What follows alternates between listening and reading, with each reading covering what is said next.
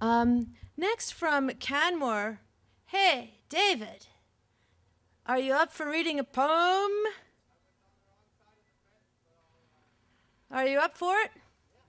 Okay, from Canmore, organizer and raconteur, a misfit and a wild man. And he likes to team up with people over 50 and make them drink too much.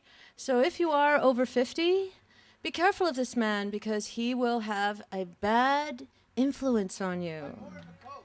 He's a coach. He's the drinking coach. Let's hear for David Iso.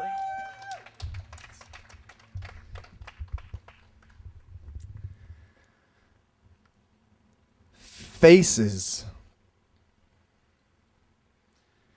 It's been a long time since I've seen faces in the mountains.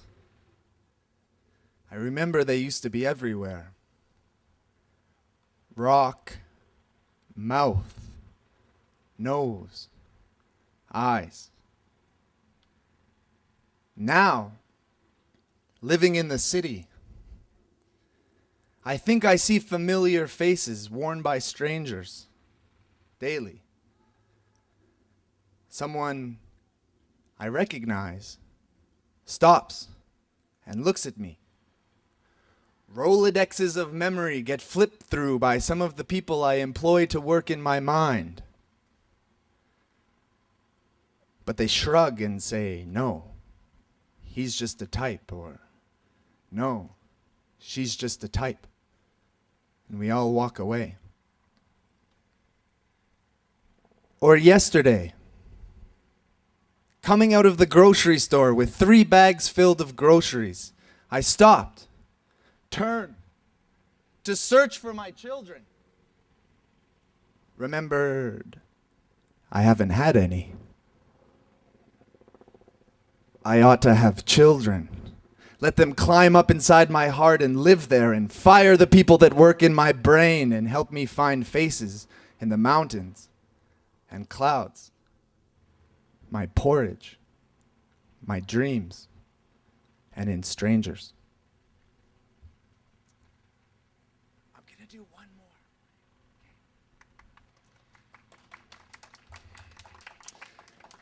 more. Not to be a downer, but this is called YouTube as a Eulogy.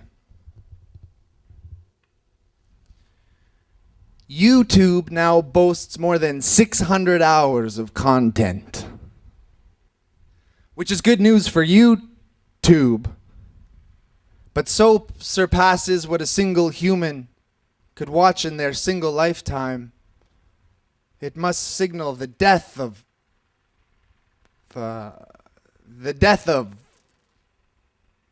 something. YouTube performers are not my friends and neighbors. The people who made the videos are. Like that video of your tropical vacation is not your tropical vacation, which has turned under as is fit to times passing. But a YouTube video is locked into always loading, always beginning, always running, always ending, always currently being watched. And this new immortality is a sad sort of ghostliness. See, seeds stay seeds on YouTube. And that man that doesn't make the jump will never make the jump.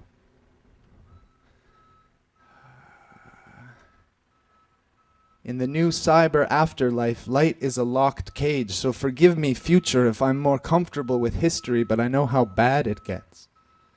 Belgians in the Congo, the armed robbery of the Americas, men in boss uniforms and their little nieces down in Dresden, and a flash at Hiroshima.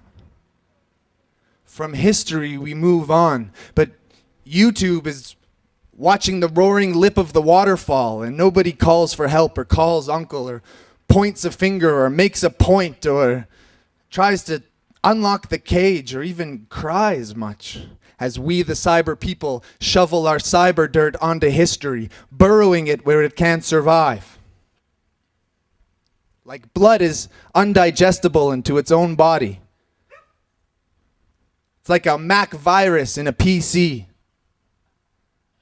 It's like Mozart will never be interviewed by Letterman. It's like dinosaurs developed opposable thumbs towards the very end and it was just too much for them. It's like all this communication technology has made the streets awful quiet.